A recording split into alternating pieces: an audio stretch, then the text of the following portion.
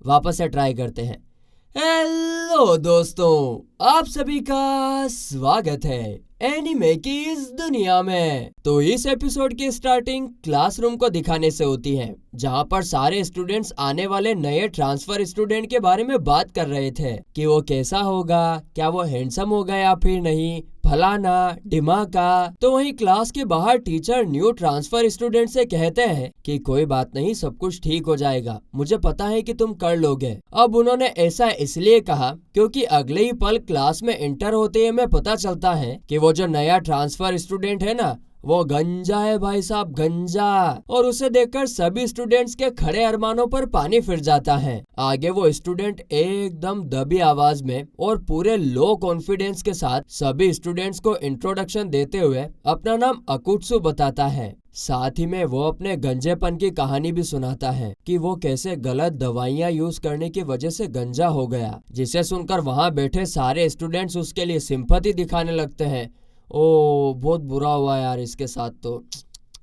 जो देखकर अकुत्सु कहता है, हाँ, इंसान कितने ज्यादा बेवकूफ होते हैं, वो एक सिंपल से झूठ को नहीं पकड़ पाए। तभी उसके सर पर से एक टेक बाहर निकलता है, तो टीचर उसे ठीक करने की कोशिश करते हैं, लेकिन इस चक्कर में उसका विग नीचे गिर जाता है और टीचर को पता चलता है कि वो कोई गंजा वंजा नहीं है, बल्कि वो गंजा होने का नाटक कर रहा था। और अब इसके कारण तो वो पहले ही दिन काफी बुरी तरीके से अकुत्सु को पीट देते हैं, क्योंकि ना वो खुद गंजे थे। साला कूतरिया मेरा मजाक बना रिया है। इसके बाद अकुत्सु जैसे ही अपनी सीट की तरफ बढ़ता है, तभी उसकी नजर पीले बालों वाली बेहद ही खूबसूरत लड़की पर पड़ती है, जिसकी खूबसूरती और क्यूटनेस को देखकर अकुत्सु पहली ही नजर में उसके प्यार में गिर जाता है। पहली नजर में कैसा जादू कर दिया, तेरा बन बैठा है मेरा जिया, जाने क्या होगा क्या पता।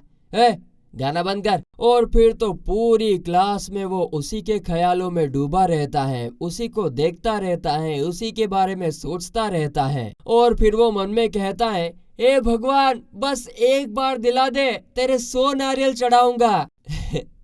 नहीं, वो ऐसा कहता है, हे भगवान, काश ये मेरी गर्लफ्रेंड होती तो कितना अच्छा होता। और जब वो ये सब सोच ही रहा था कि तभी एक लड़का आकर उस लड़की को प्रपोज कर देता है, मगर वो लड़की साफ साफ ना कर देती है। और ये सब पास ही में बैठा अकुत्सु देख रहा था। तभी उसके पास तानीगावा नाम का एक लड़का आकर बताता है कि उस लड़के का नाम हिरोटा है और उस लड़की का नाम लिली है। यहाँ पर हमें ये भी पता चलता है कि अब तक ना जाने कितनी बार हिरोटा ने लिली को प्रपोज कर दिया है, लेकिन हर बार लिली उसे रिजेक्ट कर देती है। लगता है लिली अकुत्सु का इंतजार कर रही थी। जिसके बाद हिरोटा और तानीगावा दोनों अकुत्सु को क्लास के बाहर ले जाते हैं और वहाँ पर बात करने के दौरान अकुत्सु ना उनसे लिली के बारे में पूछे जा रहा था, जिस पर वो दोनों बताते हैं कि लिली कुछ टाइम पहले ही यहाँ पर ट्रांसफर हुई है और वो इतनी खूबसूरत है कि सब लोग ना उसे एंजल कहकर भी पुकारते हैं। तभी एंजल ये वर्ड सुनकर अकुत्सु घबरा जाता है।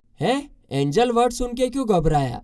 दाल में कुछ काला लग रहा है। नहीं, ये तो पूरी दाल ही काली लग रही है। आगे देखते हैं ये दाल काली क्यों है। जिसके बाद हिरोटा एक बार फिर रिजेक्ट होने के लिए जाने लगता है, लेकिन तानीगावा उसे रोक रहा था। तो वहीं ये सब देखकर इधर अकुत्सु एक स्माइल करता है, मानो उसे कुछ क्लिक हुआ हो। और फिर घर जाते वक्त वो सोच ही रहा था कि यार वो लिली के साथ बातचीत कैसे शुरू करें। और तभी साइड की गली से लिली बाहर निकलती है, जिसके कारण उन दोनों की टक्कर होते होते बचती है। तो वहीं अकुत्सु लिली को देखकर पूछता है कि तुम इतनी सुनसान गली के अंदर क्या कर रही हो? जिस पर लिली कहती है कि लगता है शायद मैं खो गई थी। तो वहीं लिली को अपने सामने देखकर अकुत्सु उसे इम्प्रेस करने के बारे में सोचता है। शीशी भरी गुलाब की पत्थर से फोड़ दूं, तेरी जैसी सुंदरी मिल जाए तो ये जमाना ही छोड़ दूं।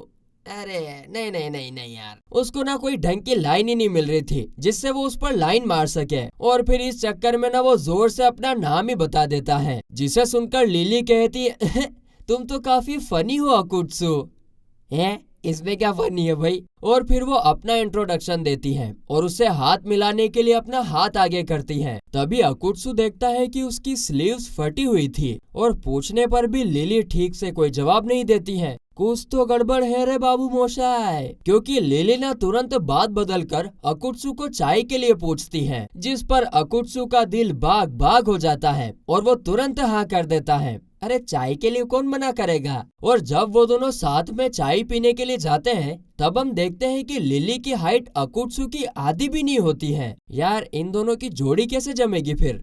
चलो भगवान कुछ न कुछ तो करेगा ही सही। मगर तभी बातों बातों में लिली बिना देखे रोड पर चली जाती है और एक ट्रक सीधा उसी की तरफ आ रहा था, जिसे देखकर अकुत्सु हीरो की तरह तुरंत उसे बचाने के लिए कूद पड़ता है और इस दौरान हम उसके चेहरे को स्लाइटली चेंज होते हुए देखते हैं। तो फिर वही टक्कर के बाद हम देखते हैं कि लिली तो एकदम सही सलामत होती है, क्योंकि उसके सामने आकर अकुत्सु ने उसे बचा लिया था। लेकिन अकुत्सु को देखकर उसकी आंखें फटी की फटी रह जाती हैं, क्योंकि अकुत्सु का चेहरा एकदम पूरी तरीके से बदल चुका था।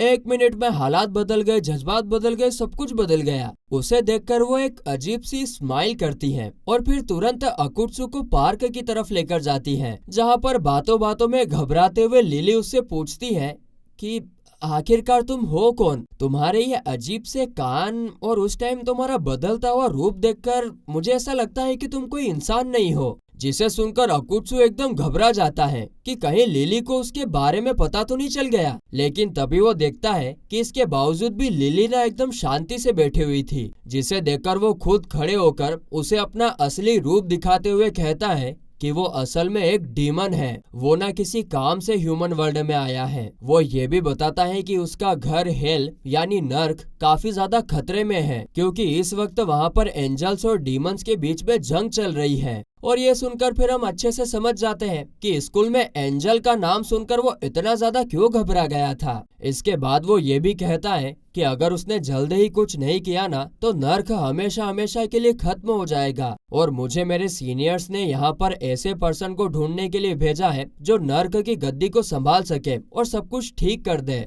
मैंने अभी रिसर्च करना स्टार्ट किया ही था, लेकिन इतना कहते वो रुक जाता है और पीछे मुड़कर कहता है, अरे लिली, मुझे लगता है कि लीडर बनने के लिए तुम बिल्कुल परफेक्ट कैंडिडेट हो। एकदम से ये सुनकर लिली घबरा जाती है। तो अकुत्सु कहता है कि देखो, मैं तुम्हारे साथ कोई जबरदस्ती नहीं करूंगा। अगर तुम खुद से चलना चाहोगी तभी मैं तुम्हें वहाँ पर लेकर जाऊंगा। तभी लिली उसके पास आकर कहती है कि तुम मुझे ही क्यों लेकर जाना चाहते हो, मेरे में तो ऐसा कुछ खास है भी नहीं। जिस पर अकुत्सु कहता है कि तुम गलत समझ रही हो। तुम्हारे जैसे क्यूट फेस के लिए तो कोई कुछ भी करने के लिए तैयार हो जाएगा। एक नंबर का गधेड़ा है हो अकुत्सु, कहीं भी फ्लर्टिंग करने लगता है। और वो ऐसा इसलिए कह रहा था क्योंकि कुछ टाइम पहले उसने हिरोटा को लिली के लिए पागलपंती करते हुए देखा था। और फिर वो आगे कहता है कि मुझे पूरा यकीन है कि तुम लीडर बनने के लिए एकदम सही कैंडिडेट हो। अब वो इतना कह ही रहा था कि तभी लिली अचानक से उसे चेन से जकड़ लेती है, जिसे सुनकर अकुत्सु एकदम भौचक्का रह जाता है कि अभी अभी उसके साथ हुआ क्या। तो वहीं लिली जोर जोर से हंसते हुए कहती है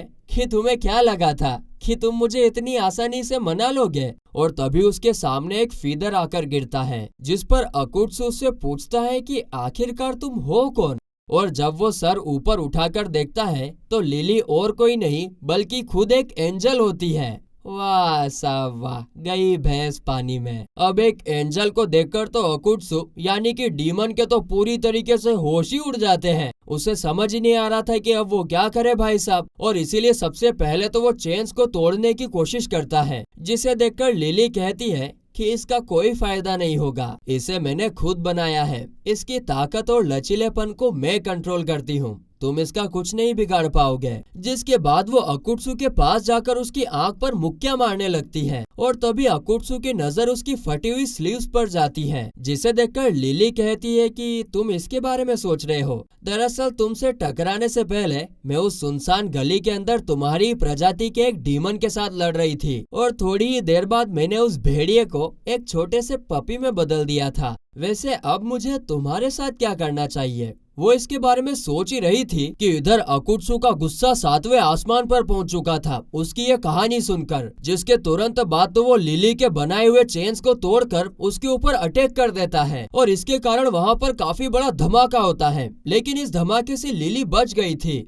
और फिर वो अकुत्सु की तारीफ करते हुए कहती है कि आज से पहले मैं किसी ऐसे डीमन से नहीं मिली जो मेरी चेन्स को तोड़ पाए। तभी एक बार फिर अकुत्सु उसके ऊपर अटैक करता है, लेकिन लिली उसे लात मार के दूर फेंक देती है, जिसके तुरंत बाद तो वो उसे एक बार फिर चेन्स में पकड़कर वापस से उसे बंदी बना लेती है। और ये होने के बाद अकुत्सु समझ जाता है कि लिलीना काफी ज्यादा स्ट्रोंग है, जिसके बाद लिली उसके सामने आकर कहती है कि तुम भले ही बाकी डीमंस के मुकाबले काफी ज्यादा शार्प हो, लेकिन बदकिस्मती से मुझे तुम्हें मिटाना ही होगा यार। तो चलो मैं तुम्हें ना एक चॉइस देती हूँ, या तो अभी के अभी मेरे हाथों मारे जाओ, या फिर डीमंस नरक में क्या प्लान बना रहे हैं उसके बारे में मुझे जल्दी से बता दो। चलो बता दो। अगर तुमने मुझे सच्ची सच्ची प्लान बता दिया तो मैं तुम्हें छोड़ दूंगी। जिसे सुनकर अकुत्सु उसे साफ साफ कुछ भी बताने से मना कर देता है, और ये सुनते से लिली उसके ऊपर अपनी तलवार घुमा देती है। लेकिन अगले ही पल हम देखते हैं कि अकुत्सु तो अभी भी सही सलामत था, क्योंकि लिली ने उसे मिटाने का इरादा चेंज कर दिया था। और फिर अकुत्सु के पूछने पर वो बताती है कि आज के बाद ना तुम मेरे असिस्टेंट बनकर मेरे साथ रहोगे और मेरे काम में मेरी मदद करोगे। साथ ही में वो उसके लॉयल रहने के लिए उसे एक पिंक कलर का कॉलर भी पहनने के लिए कहती है, जिसे सुनकर अकुत्सु को कुछ समझ में नहीं आ रहा था कि ये क्या बावड़ी हो गई क्या। वो एक दुश्मन को उसका असिस्टेंट क्यों बनाना चाहती है। जिस पर लिली कहती है कि तुम्हें सिर्फ मेरी बात माननी है मेरे गोल्स को पूरा करने के लिए, और उसके बाद मैं तुम्हें जिंदा छोड़ दूंगी, और अगर तुम इसके लिए मेरी बात नहीं मानते हो तो मैं तुम्हें ऐसे ही बंधा हुआ यहीं पर छोड़ दूंगी। और फिर तो आते जाते लोग तो खींच मेरी फोटो पिया, लोग तुम्हारी फोटो खींचकर सोशल मीडिया पर डालेंगे, जिससे तुम्हारी काफी ज्यादा बदनामी होगी। अब बेचारे अकुत्सु के पास कोई चॉइस ही नहीं होती, इसीलिए वो लिली का असिस्टेंट बनने के लिए मान जाता है। और फिर वो उसे अनचेन करने के लिए कहता है कि अब इन चेन्स को तो हटाओ मेरे ऊपर से। लेकिन लिली कहती है, अच्छा बच्चू, मुझसे होशियारी, पहले मैं तुम्हारे गले में ये पट्टा बांधूंगी, उसके बाद तुमको खोलूंगी। लेकिन इसके लिए अकुत्सु आनाकानी करने लगता है, और फिर यह देखकर तो लिली उसके दोनों हाथों पर खड़ी होकर उसे पट्टा पहनाने लगती है। और इस दौरान तो वो और अकुत्सु दोनों ऐसी ऐसी आवाजें निकाल रहे थे कि राम राम राम राम राम राम राम राम। और फिर ऐसे ही थोड़ी देर चलने के बाद फाइनली लिली उसके गले में पट्टा पहना देती है, जिसके तुरंत बाद वो पट्टा इनविजिबल भी हो जाता है। आगे हम लिली को फुलचड़ी चलाते हुए देखते हैं, और साइड में अकुत्सु फूट फूट कर रो रहा होता है। वाह वाह मम्मी वाह। अब वो डीमन कहलाने के लायक ही नहीं रहा। अब वो नर्क में जाकर वापस अपने साथियों को क्या मुंह दिखाएगा। वाह वाह। और फिर उसके इसी भोंगड़े रखने के साथ ये एपिसोड यहीं पर खत्म होता है।